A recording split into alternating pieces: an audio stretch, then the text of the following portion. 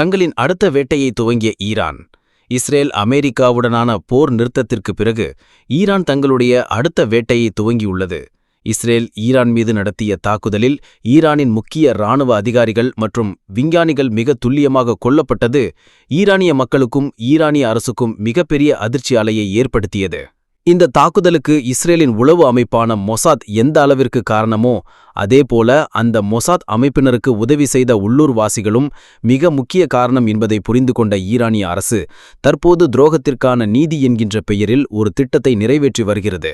அந்த அடிப்படையில் ஈரானில் ஊடுருவியுள்ள மொசாத் அமைப்பினரையும் அவர்களுக்கு உதவி செய்பவர்களையும் கைது செய்து உடனடியாக தண்டனையையும் நிறைவேற்றி வருகிறது. போர் நிறுத்தப்பட்ட சில தினங்களிலேயே ஈரானில் உளவு வேலை பார்த்த இஸ்ரேலின் மொசாத் உளவு படையினர 6 நபர்களை கைது செய்து பொதுமக்கள் முன்னிலையில் தூக்கிலிட்டு கொன்றது.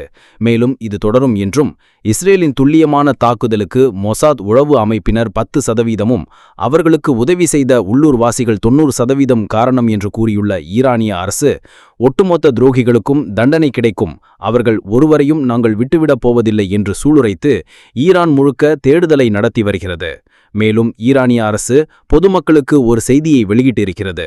உங்களுடைய கார் வாகனங்களில் நம்பர் பிளேட்டுகளோ அல்லது வாகனங்களோ திருடு போனாலும் காணாமல் போனாலும் உடனடியாக அருகில் உள்ள காவல் நிலையத்திற்கு சற்றும் தாமதிக்காமல் புகார் அளியுங்கள் என்று கோரிக்கை வைத்துள்ளது.